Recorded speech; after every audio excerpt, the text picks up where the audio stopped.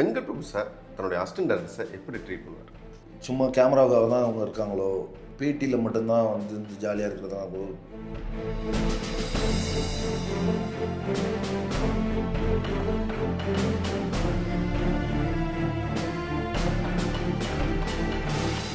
Vijayakanth sir அவர் இறந்தப்போ அது வரைஞ்சேன். அது வரையும் போது பயங்கர கஷ்டமாக இருந்தது, வரையவே முடியல என்னால்.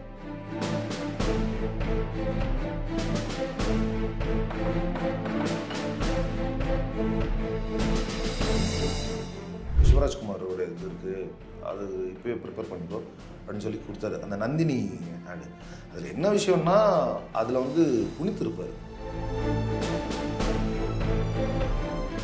இந்த பாட்டுக்குண்டான ரெஸ்பான்ஸ் எப்படி இருந்துச்சு ஆக்சுவலாக? ஏன்னா நான் பார்க்கும்போது வந்து சட்டுன்னு இவ்வளோ பெரிய பீக் இருந்துச்சு. அண்ட் மேக்கிங் வைஸ் மெயினாக ரொம்ப ஷார்ட் டைம் பீரியடில் இவ்வளோ நல்ல மேக்கிங் நான் எங்கேயுமே பார்த்ததில்ல. ரொம்ப நல்ல ஒரு மேக்கிங் இருந்துச்சு. ஸோ அதை வெங்கட் பிரபு சார் பார்த்துட்டு எப்படி பார்த்தார்? ஒரு ஆஃபீஸில் எல்லா ஐடிஸும் இருந்தாங்க, ஒரு 4-5 தடவை போட்டு பார்த்தார். திரும்பி போடு, திரும்பி ஒரு தடவை போடு.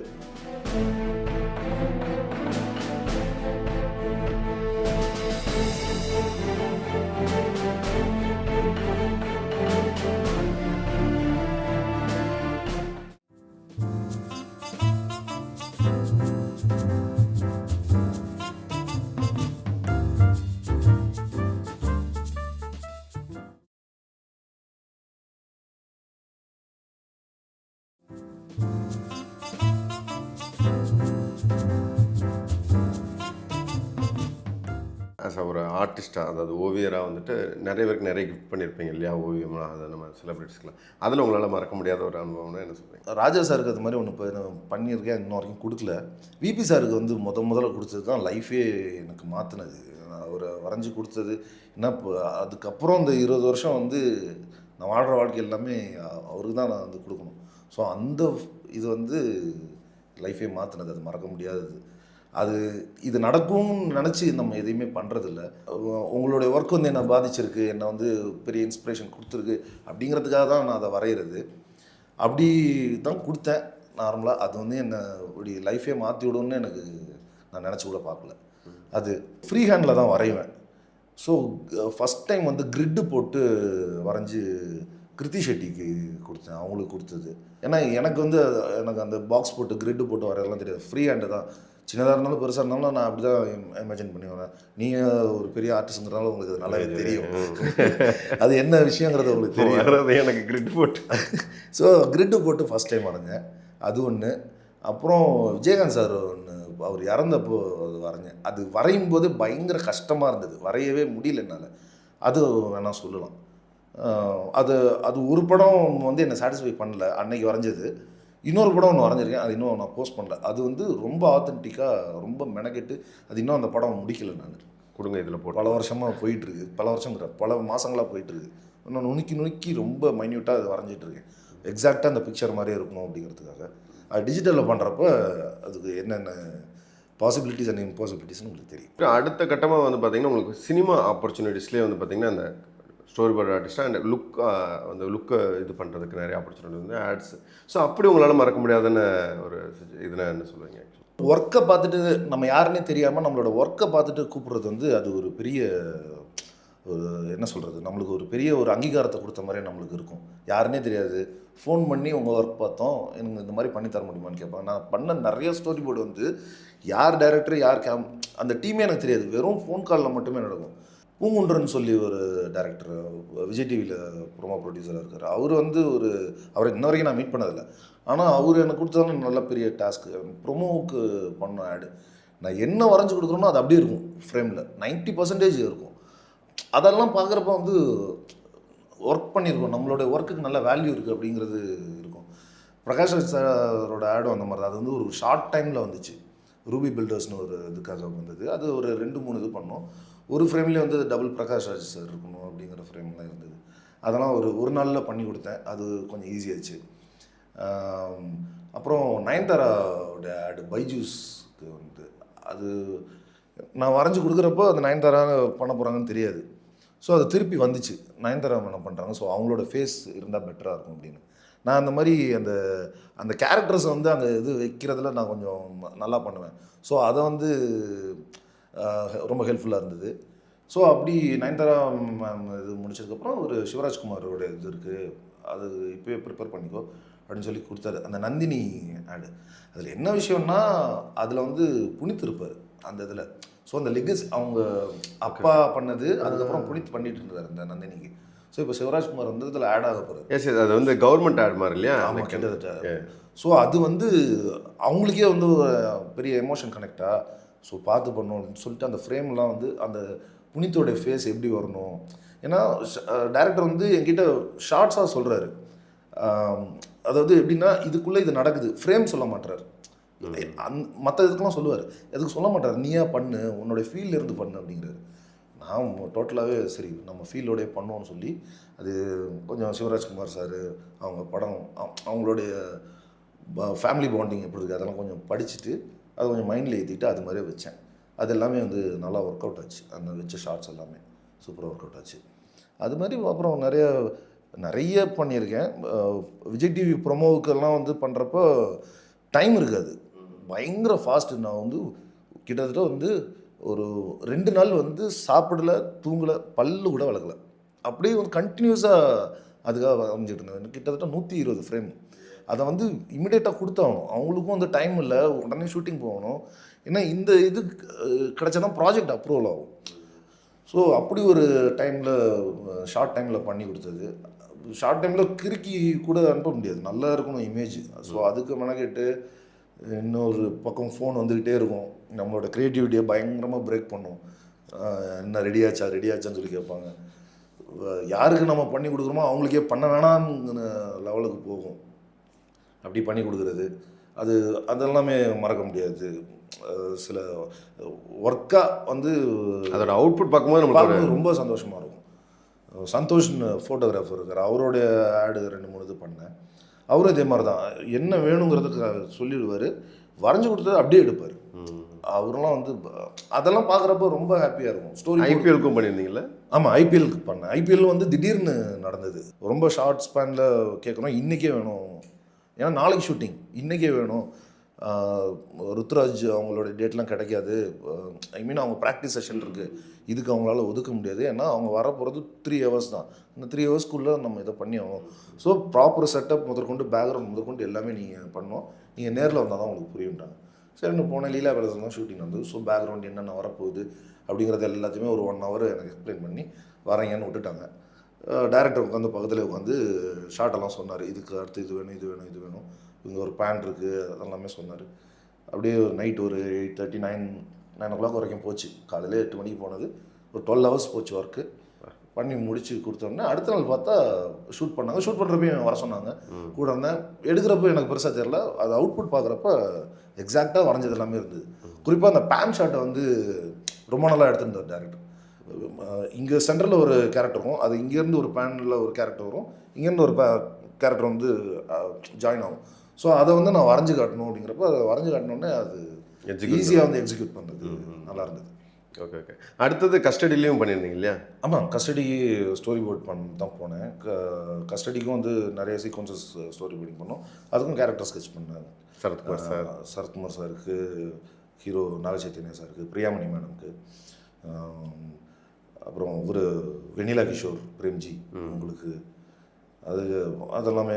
அது தெலுங்குல போய் ஒர்க் பண்ணுறப்ப அது ஒரு புது ஃப்ளேவர், புது ஒரு டைமென்ஷன். அது தெலுங்குல ஒர்க் பண்ண அங்கே ஸ்டோரி போர்டு இதே மாதிரி தான், மாநாடு மாதிரியே தான். அதில் என்னென்னா இப்போது அதில் கதிர் சார் கேமராமேன். ஸோ அவர் வந்து அவர் எப்படின்னா ஒரு காம்ப்ரமைஸே ஆகாத ஒரு கேமராமேன். அந்த ஒப்பேற்றுற வேலையை அவர்கிட்ட நடக்காது. சார் இந்த இமேஜ், அதாவது இங்கே ஒரு கேரக்டர் நடந்து போகுது அப்படின்னு சும்மா ஒரு கோடு போட்டால் அது என்னது கோடாக நடந்து போகுது, கேரக்டர் தானே நடந்து போகுது, அதை வரைங்க அப்படின்னு. அது இன்னொன்று, அவர் பக்கத்துலேயே வேறு உட்காந்துருப்பார், கொஞ்சம் ரிலாக்ஸ் பண்ண முடியாது, ஃபோன் எடுத்து நோண்ட முடியாது, நோண்டிட்டிங்களா வரைங்க அப்படிம்பாரு. பயங்கரமான லேர்னிங். அவர் பக்கத்தில் உட்காந்துருக்கும்போது பெரிய எக்ஸ்பீரியன்ஸ் உள்ள கேமராமேன், பயங்கரமான என்ன சொல்கிறது, நிறைய விஷுவல் சென்ஸ் இருக்கிறவர். அது கதைக்கு எந்தளவுக்கு ஹெல்ப் பண்ணுங்கிற விஷுவல் தான் அவருக்கு பயங்கரமாக இருக்கும். இப்போ அவர் ஒர்க் பண்ண படங்களை பார்த்தாலே நம்மளுக்கு தெரியும் அது. ஸோ அவரு தான் ஸ்டோரி போர்டிங்கில் வந்து ஃபுல்லாக, ஏன்னா அதில் மினியேச்சர் செட் பண்ண வேண்டியது ஒரு பெரிய டேம். அந்த டேம் வந்து நம்ம மினியேச்சராக செட் பண்ணி அதை பண்ணுவோம். Rajeevan sir art director. அது அந்த அவங்களோட ப்ரில்லியன்ஸுக்கு வந்து நம்ம ஏதாச்சும் ஒரு அணில் மாதிரி ஏதாச்சும் ஒன்று பண்ணணுங்கிறது தான் அங்கே இருந்தது. ஏதோ அணில் மாதிரியே பண்ணிட்டேன்னு நினைக்கிறேன். சின்ன சின்னதாக குட்டி குட்டி கல்லெல்லாம் கொண்டு போய் வச்சுட்டேன்னு நினைக்கிறேன் நான். அது நல்லா போய் ஹெல்ப் பண்ணுச்சு அந்த சீக்வன்ஸை ஷூட் பண்ணுறதுக்கு. ஏன்னா நான் அந்த படத்தில் ஏடியாவும் இருக்கேன், ஸ்டோரி போர்டும் பண்ணிவிட்டு அதையும் நம்ம இது பண்ணும்போது ஒர்க் பண்ணுறதுக்கு ரொம்ப ஈஸியாக இருந்தது. பிம்பாம்னு ஒரு ஆல்பம் சாங், அந்த வாய்ப்பு எப்படி அமைஞ்சது?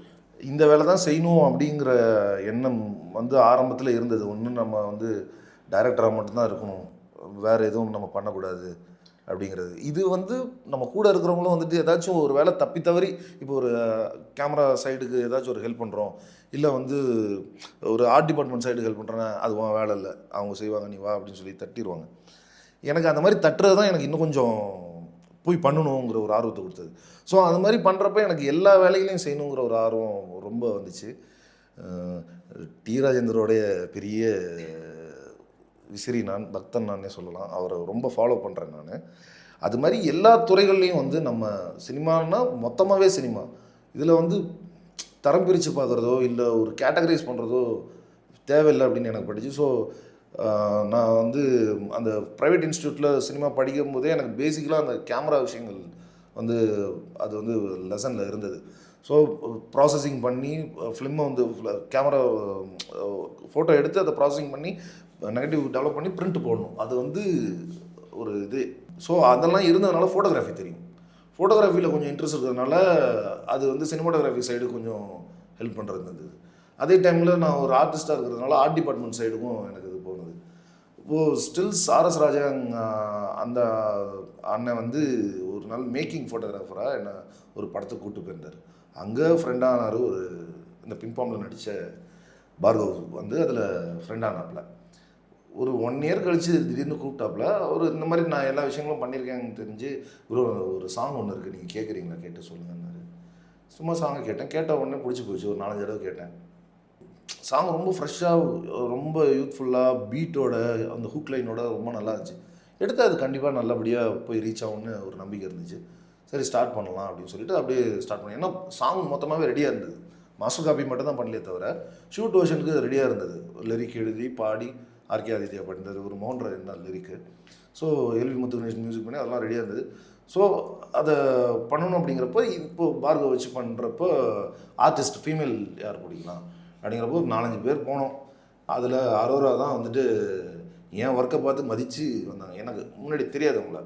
நான் அப்ரோச் பண்ணேன். ஹரி விக்கல்ஸில் ஹரி இருப்பா இல்லையா, இவங்களுக்கு ஏகப்பட்ட ஃபாலோவர்ஸ், கிட்டத்தட்ட 1 மில்லியன் ஃபாலோவர்ஸ் இருக்கிறாங்க. நான் அனுப்பின மெசேஜ் அவங்களுக்கு எப்படி தெரிய போகுது, சரி அவங்க யாரோ ஃபாலோ பண்ணுறாங்க அப்படின்னு சொல்லி பார்த்தா, அவங்க ஃபாலோ பண்ணுறதுல ஹரி 60 பேரே அவ்வளோ தான் ஃபாலோ பண்ணியிருந்தாங்க. ஹரி ஒருத்தர் இருந்தார். ஹரி எனக்கு நல்ல ஃப்ரெண்டு. கூப்பிட்டு இந்த மாதிரி சொன்ன விஷயத்தை ஆனால் நான் சொல்கிறேன் அப்படின்னு சொல்லிட்டு அவன் அந்த பொண்ணுக்கிட்ட சொன்னான். அவங்க வந்து எனக்கு மெசேஜ் பண்ணி உங்கள் ஒர்க் அனுப்புங்க அப்படின்னாங்க. ஒர்க் அனுப்பிச்சோடனே பார்த்துட்டு கிரேட் ஒர்க் அப்படின்னு சொல்லிட்டு, சரி வாங்க நம்ம பேசலாம் அப்படின்னு சொல்லி கூப்பிட்டாங்க. அதுலேருந்து ஆரம்பிச்சு ஒரு 1 மந்த்துக்குள்ளே சாங் ஷூட் போயிட்டோம். லொக்கேஷன் தான் ரொம்ப மெனக்கெட வேண்டியதாக இருந்தது. அந்த சாங்கில் பார்த்தீங்கன்னா ஃபஸ்ட்டு ஷாட் ஒன்று வரும். அந்த ஸ்லோப் ரோடுக்கு மட்டும் ஒரு 27 நாள் நான் அலைஞ்சேன். கிடைக்கவே இல்லை. நான் ஷூட் பண்ணி 3ஆவது நாள் எதேச்சியாக அந்த ரோடை பார்த்து ஷாட் எடுத்தோம். இல்லைன்னா நான் வந்து ஒரு லெஃப்ட் டு ரைட் என்ட்ரி மாதிரி தான் நான் அதை யோசிச்சிருந்தேன். கிடைக்கவே இல்லையே அந்த ரோடுன்னு. நாங்கள் 3ஆவது நாள் வந்து ஷூட் பண்ணுற இடத்துல வந்து ஷூட் பண்ணவே முடியாதுங்கிறப்போ ஆல்டர்னேட்டாக வேறு ஒரு இடத்துல பார்த்தப்போ ஃபஸ்ட்டு ஷாட் நான் எதிர்பார்த்த அந்த ஷாட் அங்கே கிடச்சிது. அது எடுத்தோம். மற்றபடி லொக்கேஷன் வந்து கலைஞர் பார்க் அண்டு மக்காவுன்னு இதில் இருக்குது, ஓஎம்ஆரில். கலைஞர் பார்க்கில் ஃபஸ்ட்டு நாங்கள் தான் ஷூட் பண்ணோம். கேட்டதும் நாங்கள் தான், ஷூட் பண்ணதும் நாங்கள் தான். மற்ற படங்கள்லாம் வந்துச்சு, கொஞ்சம் லேட்டாக ரிலீஸ் ஆனது. பட் அது கொஞ்சம் நல்லா நாங்கள் ஷூட் பண்ணப்போ மழை எல்லாம் பெஞ்சு நல்லா ஃப்ரெஷ்ஷான இதாக இருந்தது. செடி பின்னாடி இருக்க பேக்ரவுண்டு, அந்த கிளாஸ், இது எல்லாமே அது விஷுவலுக்கு பெரிய ஹெல்ப்பாக இருந்தது. அப்புறம் மக்காவும் அது மாதிரி தான். அது வந்து கிட்டத்தட்ட ஒரு 8 இயர்ஸ் 9 இயர்ஸாக வந்து க்ளோஸ் பண்ணி தான் வச்சுருந்தாங்க. இப்போ தான் வந்து அதை ஓப்பன் பண்ணுறாங்க. ஓப்பன் பண்ணோடனே போயிட்டு அது கேட்டோடனே சரி வளர்ந்து வரவங்க தானே ஹெல்ப் பண்ணுவோம் அப்படின்னு சொல்லிட்டு அவங்களும் ஹெல்ப் பண்ணாங்க. இந்த பாட்டுக்குண்டான ரெஸ்பான்ஸ் எப்படி இருந்துச்சு ஆக்சுவலாக? ஏன்னா நான் பார்க்கும்போது வந்து சட்டுன்னு இவ்வளோ பெரிய பீக் இருந்துச்சு. அண்ட் மேக்கிங் வைஸ் மெயினா ரொம்ப ஷார்ட் டைம் பீரியடில் இவ்வளோ நல்ல மேக்கிங் நான் எங்கேயுமே பார்த்ததில்ல. ரொம்ப நல்ல ஒரு மேக்கிங் இருந்துச்சு. ஸோ அதை வெங்கட் பிரபு சார் பார்த்துட்டு எப்படி? இந்த மாதிரி ஒரு சாங் பண்ணுறேன்னு சும்மா சொல்லியிருந்தேன். சரி நான் முடிச்சு கொண்டு வாடா அப்படின்னாரு. 2 நாள் தான் ஷூட் பண்ணோம். எங்களுக்கு பட்ஜெட் ரொம்ப கன்சர்னாக இருந்தது. இன்னொன்று 3ஆவது நாள்னு சொன்னேன் இல்லையா, அது வந்து அரை நாள் தான் கணக்கு. அதுக்கு லொக்கேஷனே கிடையாது. நாங்கள் பார்த்த லொக்கேஷன் வந்து சுத்தமாக சொதப்பல். ஸோ நாங்கள் அப்படியே கேமரா எங்கேயாவது வச்சு தான் பண்ணணும், கொரில்லா ஷூட் மாதிரி தான்ட்டு பிளான் பண்ணோம். கொரில்லா தான் நடந்தது. பட்டு அந்த விஷயத்தெல்லாம் வந்து அவர்கிட்ட சொல்லணுன்ட்டு ரொம்ப எக்ஸைட்டடாக இருந்தேன். சாங் ரெடி டிசம்பரில் ஷூட் பண்ணேன். சாங்கோட அவுட்டு சிஜி அவுட்டு வந்து எனக்கு பிப்ரவரி தான் கிடச்சிது. பிப்ரவரி எண்டில் தான் கிடச்சிது. அதுக்கப்புறம் நாங்கள் ஃபைனல் அவுட் ரெடி பண்ணி சரிகமா அது மாதிரி லேபிள்ஸ் நிறையா இதுக்கு கொண்டு போனோம். திங்க்கு எல்லாத்துக்குமே கொண்டு போனோம். ஒவ்வொரு இடங்களில் அது வந்து எங்கள் ஜானரில் இல்லை அப்படிங்கிற மாதிரி ரிஜெக்ஷன் இருந்தது. சரிகமா வந்து பார்த்தோன்னே அதை இது பண்ணிட்டாங்க. அப்போ அது ஓகே நீங்கள் உங்களோடதை எடுத்துக்கிறோம் அப்படின்னு அவங்க சொன்னதுக்கப்புறம் தான் விபி சார்ட்ட கொண்டு போய் காமிச்சேன். நான் இந்த மாதிரி சொன்னேன், வாடா அப்படின்னாரு. டீமோடு போனோம். நான் பார்கவ் தான் ஆக்சுவலி அதை ப்ரொடியூஸ் பண்ணார். ஸோ அப்புறம் கேமராமேன் அருண் 3 பேரும் போனோம். எடிட்டர் தேவையில்லை, ஏன்னா கோட்டோட எடிட்டர் தான் அதை பண்ணார், வெங்கட் தான். அதனால் அவருக்கு தெரியுங்கிறதுனால அவர் கூட்டு போட பெருசாக. நாங்கள் 3 பேரும் போனோம், போய் போட்டு காமிச்சோம். பார்த்தார் ஒரு ஆஃபீஸில் எல்லா ஐடிஸும் இருந்தாங்க. ஒரு 4-5 தடவை போட்டு பார்த்தாரு. திரும்பி போடு, திரும்பி ஒரு தடவை போடு, நல்லா இருக்கா சூப்பராக சொல்லிட்டு ரொம்ப ஹாப்பியாக இருந்துச்சு. நான் அதுவும் கூட கிட்டத்தட்ட 1 இயர் கழித்து நான் அவரை மீட் பண்ணுறேன். இது போய் கொண்டு போய் காமிச்சப்போ அவருக்கு ஹாப்பி. நம்ம ஏடி ஒருத்தன் நல்லா ஒரு ப்ராடக்ட் கொண்டு வந்திருக்கான் அப்படிங்கிறதுல ஹாப்பிங்கிறது நல்லாவே தெரிஞ்சுது. முடிஞ்சால் எங்கேயும் கிடைக்கலன்னா சொல்லி நம்ம இதில் பண்ணிடலாம், பிளாக் டிக்கெட்டில் வந்து பண்ணிடலான்னு சொன்னார். நல்லா இல்லை சரிகமா எடுத்துக்கிட்டாங்க. அதில் தமிழ் தெலுங்கு 2த்துலையுமே ரிலீஸ் பண்ணோம். நல்லபடியாக போச்சு. ஆடியன்ஸோட ரெஸ்பான்ஸ் தெலுங்கில் வந்து அவ்வளோ எதிர்பார்க்கல. தமிழில் வந்து இந்த அளவுக்கு வரும்னு நான் நினச்சேன். வந்துச்சு. தெலுங்கில் வந்து நல்ல ஒரு பெரிய ரீச். ஏன்னா டப் சாங் அது தெலுங்கில் ஷூட் பண்ணல, சாங் மட்டும் லிப்பில் அது வந்து நல்லா ரெஸ்பான்ஸ் கிடச்சிது. அதுக்கு இன்னொரு காரணம் நாக சைத்தன்யா சார் அதை ரிலீஸ் பண்ணார். ஓரளவுக்கு நல்லாவே எந்த ப்ரொமோஷனும் இல்லாமல், பெய்ட் ப்ரொமோஷன் இல்லாமல் இந்த அளவுக்கு ரீச் வந்தது எனக்கு உண்மையிலுமே அது ஒரு பெரிய சந்தோஷம். அது சந்தோஷமாகவே நான் சொல்லுவேன் எல்லா இடத்துலையும். வெங்கட் பிரபு சார் தன்னுடைய அசிஸ்டன்ட் டைரக்டர்ஸை எப்படி ட்ரீட் பண்ணுவார்? சேர்ந்த ஆரம்பத்தில் எனக்கு வந்து சும்மா கேமராவுக்காக தான் அவங்க இருக்காங்களோ, பேட்டியில் மட்டும்தான் வந்து இந்த ஜாலியாக இருக்கிறதாங்களோ, பிஹைண்டில் எப்படி இருப்பாங்கன்னு தெரியாதுங்கிற ஒரு பயம் இருக்க தான் செஞ்சது, ஒரு தயக்கம் இருக்க தான் செஞ்சது. அது வந்து அவரை பார்த்த முத நாள்லேயே வந்து அது உடஞ்சி போச்சு. அதுக்கப்புறம் அவரோட டீமை மீட் பண்ணுறப்போ வந்து அவங்களாம் கொஞ்சம் எனக்கு ரொம்ப அவேவாக இருந்தாங்க. எப்படின்னா நான் பார்த்த அசிஸ்டன்ட் டைரக்டர்ஸ்லாம் எப்படி இருப்பாங்களோ அது மாதிரி அவங்க இல்லை. ரொம்ப கேஷுவலாக வெளியில் உட்காந்து நின்றுட்டு நம்ம வந்து ஒரு அசிஸ்டன்ட் டைரக்டர் அப்படிங்கிறது தான். மற்ற இடத்துலாம் வந்துட்டு நான் பார்த்த வரைக்கும் வந்து நான் ஒரு ஏடி, நான் ஒரு அசிஸ்டன்ட் டைரக்டர், நான் இவர்கிட்ட ஒர்க் பண்ணுறேன் அப்படின்னு சொல்லிக்குவாங்க. அது இவங்க வந்து அந்த மாதிரிலாம் இல்லாமல் இருந்தாங்க. ஸோ டீமுக்குள்ளே போய் மிங்கிளாக இருந்து பயங்கர ஈஸியாகிடுச்சு. இப்போ விபி சார் வந்து ஒரு டைரக்டராக எப்படின்னா, நான் முன்னாடி சொன்னேன்னு நினைக்கிறேன், ஒரு லைட் ஆஃபீஸரோ இல்லை செட் அசிஸ்டண்ட்டோ இல்லை ஒரு எந்த ஒரு ஒர்க் பண்ணுறவங்களா இருந்தாலும் டைரக்ஷன் டிபார்ட்மெண்ட் தாண்டி அவங்க வந்து சஜஷன் சொன்னால் அதை கேட்பார். ஸோ அவங்களுக்கு எல்லாமே அந்தளவுக்கு ஸ்பேஸ் கொடுக்குறப்ப அசிஸ்டன்ட் டைரக்டருக்கு வந்து அவர் கொடுக்குற ஸ்பேஸ் ரொம்பவே அதிகம். 24 ஹவர்ஸ் கூடவே தான் இருப்போம். நாங்கள் தங்கியிருக்க இடத்துல தான் அவரும் தங்குவார். அவருக்கு ஒரு தனி ரூம் இருக்கும், எங்களுக்கு தனித்தனி ரூம் இருக்கும். பட் எனி டைம் ஒன்றாவே தான் இருப்போம். என்ன சஜஷன் சொன்னாலும் அவர்கிட்ட பேசி சண்டை போடலாம். நீங்கள் பண்ணுறது தப்பு சார், நீங்கள் பண்ணுறது உங்கள் ஐடியா மொக்க சார் அப்படின்னு கூட சொல்லலாம். எப்படி மொக்க சொல்லு, நீ அதுக்கு பெட்டராக சொல்லு பார்ப்போம் அப்படின்னு சொல்லி பெரிய கான்வர்சேஷன் நடக்கும். அந்தளவுக்கு ஸ்பேஸ் கொடுப்பார். இன்னொன்று லேட்டாக வந்தால் மன்னிச்சிடுவார். அது அவர்கிட்ட ஒரு பெரிய இது. நான் பல தடவை லேட்டாக போயிருக்கேன், பல இடங்களில் வந்துட்டு மிஸ் பண்ணியிருக்கேன். அதுக்கெல்லாம் வந்து அவர் எனக்கு தண்டனை கொடுத்ததே கிடையாது, அதை பனிஷ் பண்ணதே கிடையாது. மாற்றிக்கோ அப்படின்னு சொல்லி இடம் கொடுப்பேன். அதுக்கப்புறம் நான் எங்கேயுமே லேட்டாக போனது, அவருக்கு நம்ம இது கொடுக்குறோம் அப்படின்னு சொல்லி நான் அதுக்கப்புறம் எங்கேயுமே லேட்டாக போனதில்லை. அதுதான் எனக்கு அப்படி தான் நம்மளை வந்து மாற்றுவார். ஒருத்தர் லேட்டாக வரானா அவனை இப்படி ட்ரீட் பண்ணுறோம் அப்படின்னு சொல்லி. அப்புறம் ஒரு தடவை அது மாதிரி ஒரு முக்கியமான ஒரு பெரிய ஒரு சம்பவம் என்னன்னா, மகாதா ஷூட்டிங் அப்போ வந்துட்டு கிளாப் போர்டை வந்துட்டு மிஸ் பண்ணிட்டு போயிட்டோம். எப்படின்னா நாங்கள் தங்கியிருந்த ரூமில் பேக் மாற்றி எடுத்துகிட்டு போவோம். ஸோ லக்கேஜஸ் எல்லாம் அந்த ஏடி பாக்ஸ் இருக்கு இல்லையா, அதை வந்து நான் ஒரு தடவை அந்த கிளைமேக்ஸ் இது எடுத்துகிட்டு இருக்கப்போ கிளாப் போர்டு இருந்த பேக்கை அப்படியே வச்சுட்டு இன்னொரு பேக்கில் எல்லாத்தையும் மாற்றி வச்சதில் அந்த ஞாபகத்தில் எடுத்துகிட்டு போயிட்டேன். ஒரு ஷூட்டிங் போயிட்டு இருக்கிறப்போ அந்த இடத்துக்கு போகிறதுக்கே ஒரு 2 மணி நேரம். போய்கிட்டு இருக்கும்போதே எனக்கு கிளாப் போர்டு இருக்கா இல்லையாங்கிற ஒரு டவுட் வருது. பையை அப்படி கீழே இருக்க பையை எடுத்து இப்படி அமுக்கி பார்க்குறேன் கிளாப் போர்டில். இமீடியட்டாக சுரேஷ் சார் ஜேபிபி டேரக்டர் அவர்கிட்ட தான் சொல்கிறேன், சார் கிளாப் போர்டு வச்சுட்டு சார். கிளாப் போர்டு வச்சுட்டு என்னடா சொல்கிறேன், என்னடா பண்ணுறது, இப்போ அங்கேருந்து திருப்பி எடுத்து வரத்துக்கு 2 மணி நேரம் ஆகுமே அப்படின்னு சொல்லிட்டு என்ன பண்ணுறாங்கன்னா நேராக வந்து விபி சார்கிட்ட சொல்கிறான். சரி ஓகே நம்பருக்கு இதில் பேப்பரில் எழுதி காமிச்சிருக்கேன்ட்டார்.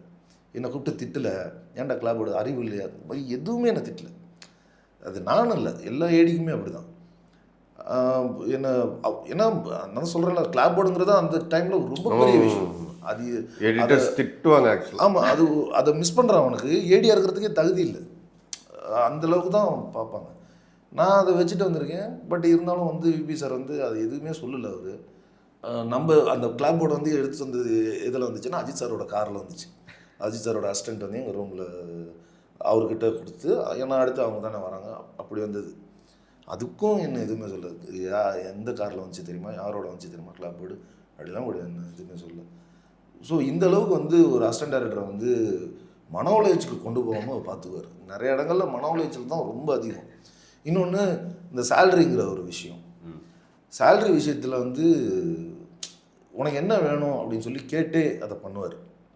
அவரால் முடிஞ்சால் அதை பண்ணுவார், முடியலன்னா இது ப்ரொடக்ஷனில் இவ்வளோ தாண்டா சொல்கிறாங்க பார்த்துக்கோங்க, எனக்குமே இந்த அளவு தான் இருக்குது, நான் கேட்டது கிடைக்கல, நம்ம இதை பண்ணுவோம், அடுத்ததில் நல்லா பண்ணுவோம், நீங்கள் என்ன.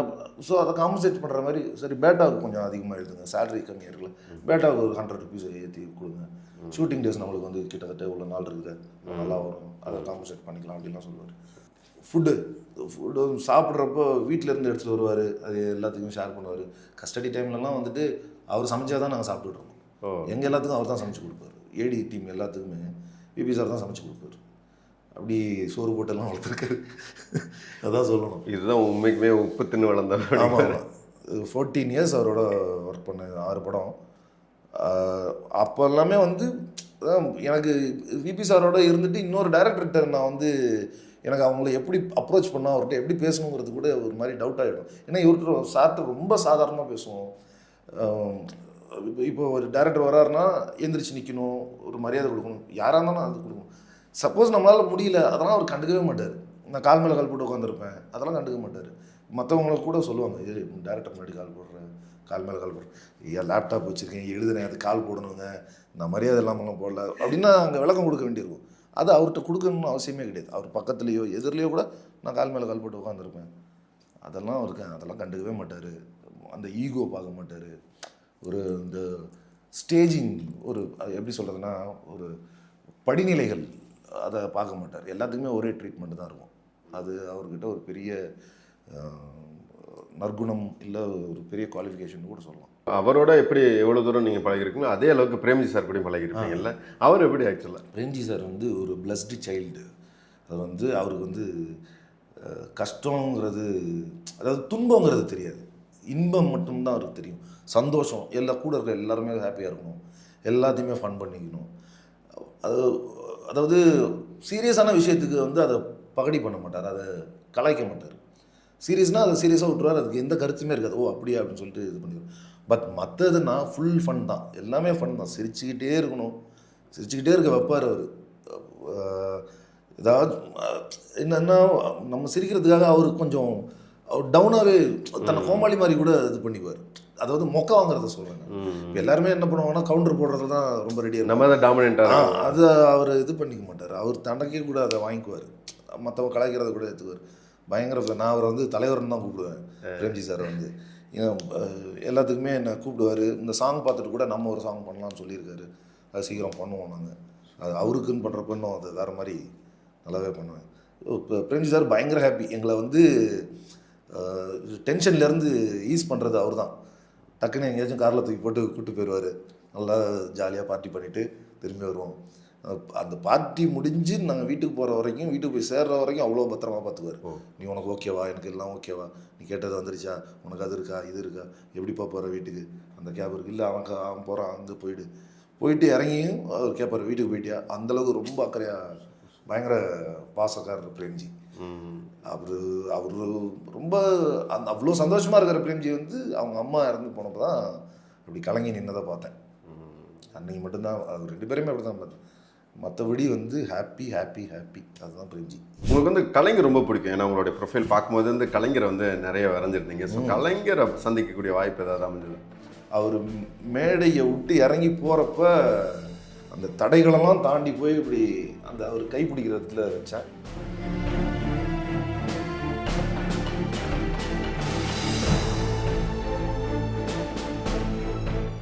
ஸ்டண்ட் வந்து ஃபஸ்ட்டு படமே வந்து செல்வா மாஸ்டரோட ஒர்க் பண்ணுறப்போ நாங்களாம் அலறி அடிச்சு தான் ஓடுவோம். ஏன்னா இப்படி ஸ்டண்ட் பண்ணிகிட்டு இருக்கும்போது பக்கத்தில் ஒரு ஏடி இருக்கானா அவனுக்கு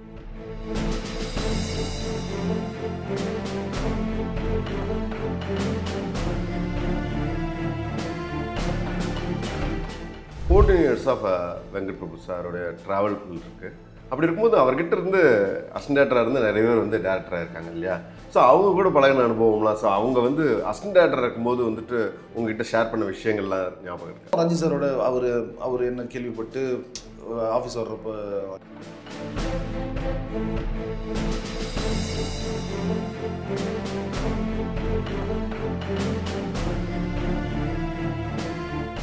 ஸோ இவ்வளோ பேரோட பணியாற்றின அனுபவம் வந்து இப்போ எக்ஸிக்யூட் ஆகிருக்குன்னா அது வந்து வாரிசு, குக்கு எஃப்எம்ல வந்திருக்கிற அந்த வாரிசு த பிரின்ஸ் ரிட்டர்ன்ஸ் தான் சொல்லணும். ஸோ அந்த வாய்ப்பு எப்படி வந்துச்சு? அந்த பிம்பம் சாங் பார்த்துட்டு